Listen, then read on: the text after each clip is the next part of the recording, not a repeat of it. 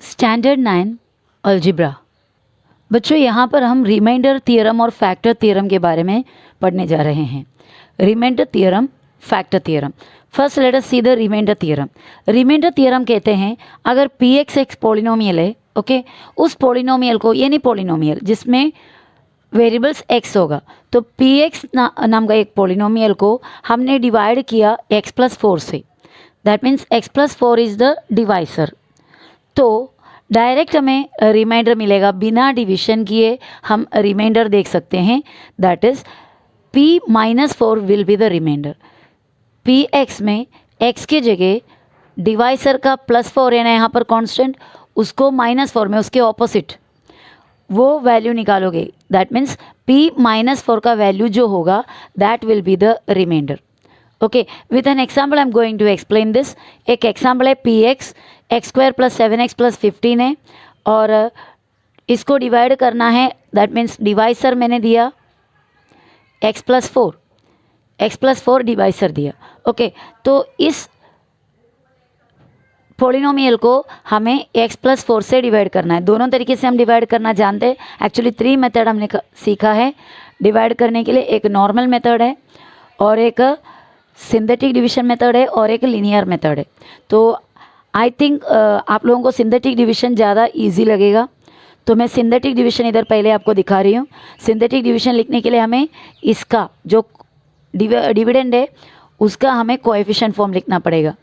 उससे पहले हमें देखना पड़ेगा कि ये लाइन से है क्या, स्टैंडर्ड फॉर्म में है। इधर x नहीं है, इधर x1 है, इधर x² है, तो सब प्रॉपर में है। इधर 0x 1x 2x बराबर। तो हम इसका कोएफिशिएंट फॉर्म निकालोगे तो 1 फिर 7 फिर 15।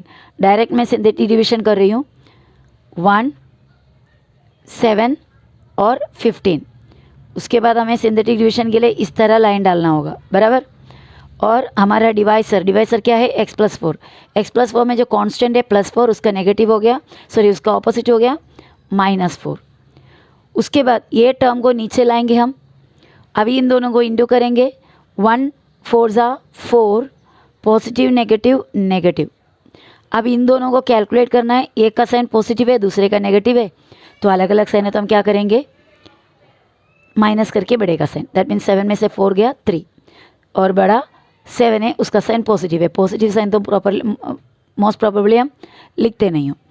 उसके बाद क्या करना है, इधर कैलकुलेशन करके नीचे लाने के बाद इन दोनों को इंटू करना है, 3 4 ज़ा 12 और पॉजिटिव नेगेटिव नेगेटिव।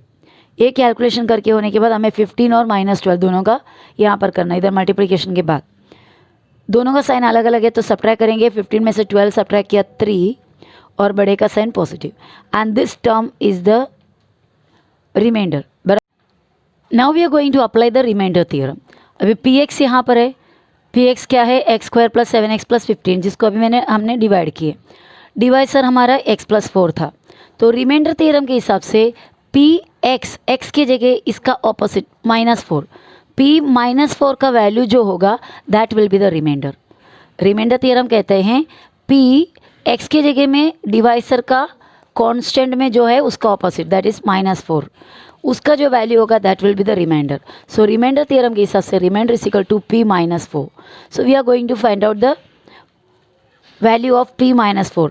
जहाँ भी x होगा वहाँ पर -4 वैल्यू डालेंगे, x² दैट मीन्स -4 का स्क्वायर, आगे प्लस, फिर 7x का मतलब होता है 7 इंटू एक्स, सो 7 इंटू एक्स की जगह में -4 प्लस नेक्स्ट है 15।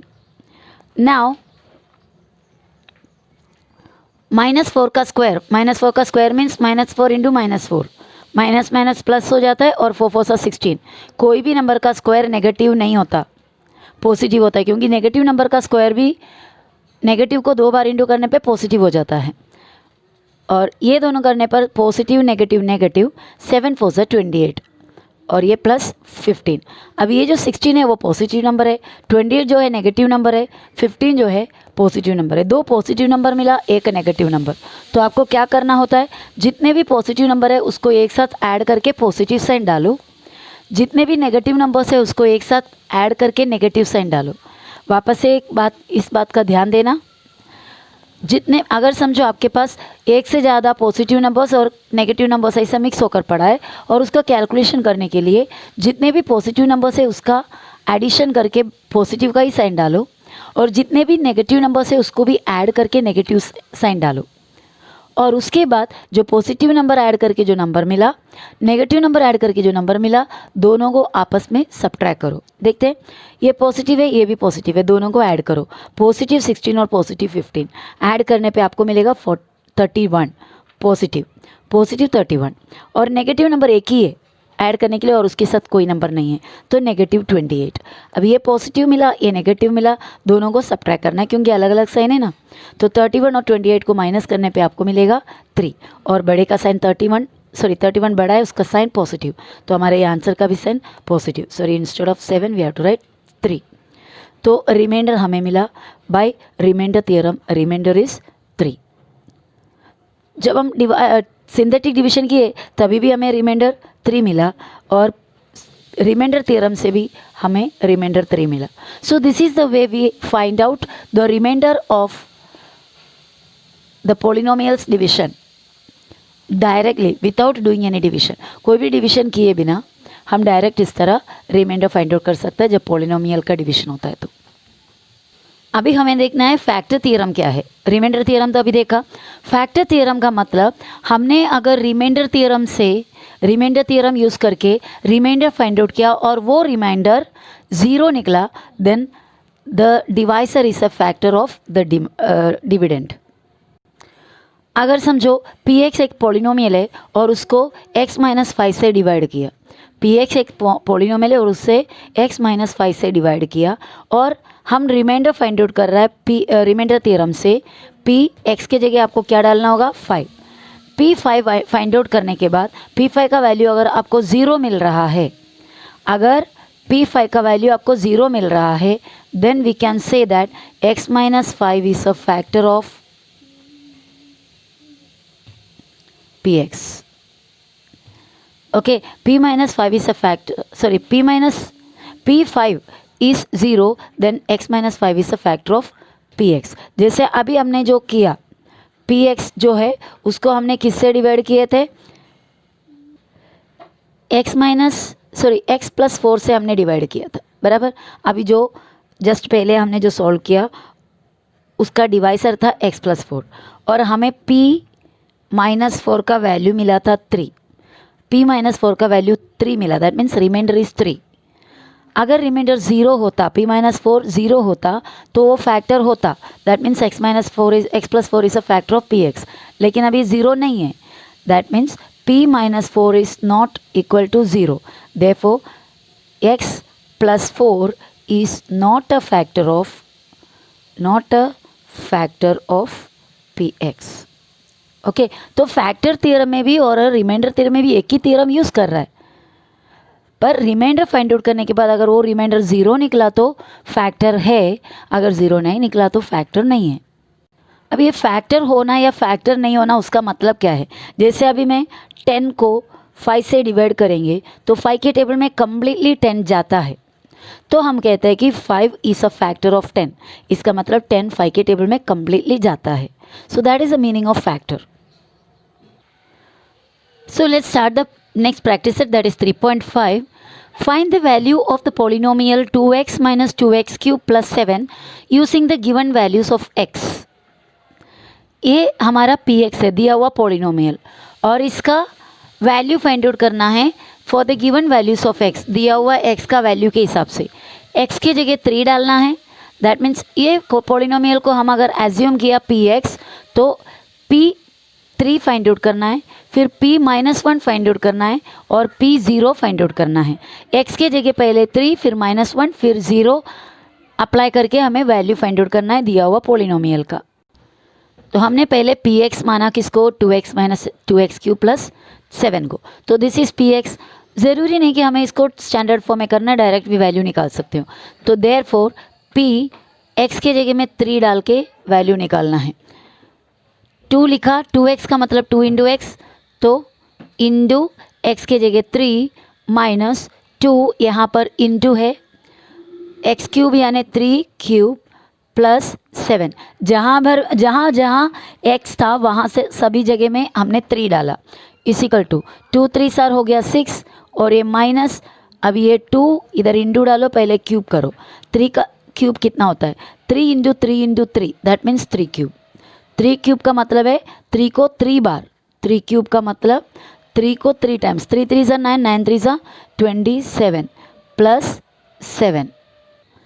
अभी इक्वल्स, ये मल्टीप्लिकेशन बाकी है, 6 माइनस 27 2 ज़ा 27 और 2 को इंटू करोगे तो 54 प्लस 7। यहाँ पर भी आपको कैसा कैलकुलेशन करना है? पॉजिटिव वाले को एक साथ करो, 6 पॉजिटिव है और 7 भी पॉजिटिव है, तो दोनों को ऐड करो, 6 और 7 हो गया 13। पॉजिटिव 13 आपके पास है और नेगेटिव 54 आपके पास है। इन दोनों का कैलकुलेशन करने के लिए दोनों का अलग अलग साइन है, तो बड़े में से छोटे को माइनस करेंगे। 4 में से 3 गया 1, 5 में से 1 गया 4, 41, और इनमें से बड़ा कौन है? 54, उसका sign minus, minus 41 is the value of P X when X is equal to 3। So इतना पूरा लंबा लिखने से इतना भी जस्ट लिखेंगे तो भी चलेगा। Therefore P3 is equal to minus 41, P3 is equal to minus 41। अभी हम सेकंड वैल्यू डालेंगे, वापस से Px लिखेंगे। Px क्या दिया था formula? Px is equal to 2x minus 2x cube plus 7, और यहाँ पर हमें सेकंड वैल्यू दिया था x इज इक्वल टू -1, तो P -1 इक्वल 2, यहाँ पर इंटू x के जगह -1, नेगेटिव नंबर है इसलिए ब्रैकेट डाल देना, -2 इंटू x के जगह -1 का क्यूब, -1 का पूरा क्यूब, इसलिए ब्रैकेट डाल के क्यूब, और आगे है प्लस 7 इस इक्वल टू, ये मल्टीप्लिकेशन लास्ट में करेंगे, पहले क्यूब कर देते हैं। 2 इंटू -1 माइनस 2 इंटू -1 का क्यूब होता है -1 इंटू -1 इंटू -1, 2 माइनस मिलके प्लस हो जाता है, लेकिन एक माइनस तभी भी बचता है, तो -1 है, ब्रैकेट डाल दो, क्यूब हो गया इसका प्लस 7। एक क्यूब का और एक बार मैं बताती हूँ, -1 का क्यूब का मतलब -1 इंटू -1 इंटू -1, तो minus minus plus, plus minus minus, और आंसर है 1 1 ज़ा 1। तो इस तरह -1 मिलता है -1 का क्यूब इस इक्वल टू, अभी मल्टीप्लिकेशन करना है, पॉजिटिव नेगेटिव नेगेटिव, 2 1 ज़ा 2, नेगेटिव नेगेटिव पॉजिटिव, 2 1 ज़ा 2 प्लस 7। देखो और एक बार कैलकुलेशन को, पॉजिटिव नेगेटिव नेगेटिव, 2 1 ज़ा 2, नेगेटिव नेगेटिव पॉजिटिव, 2 1 ज़ा 2 एंड पॉजिटिव 7। यहाँ पर आपके पास 2 पॉजिटिव नंबर है, उन दोनों को ऐड करोगे तो 9, दैट इज पॉजिटिव 9, और एक नेगेटिव नंबर है दैट इज नेगेटिव 2। अलग अलग साइन माइनस करना है, 7 मिलेगा, बड़े का साइन पॉजिटिव, तो हमारा आंसर हो गया पॉजिटिव 7।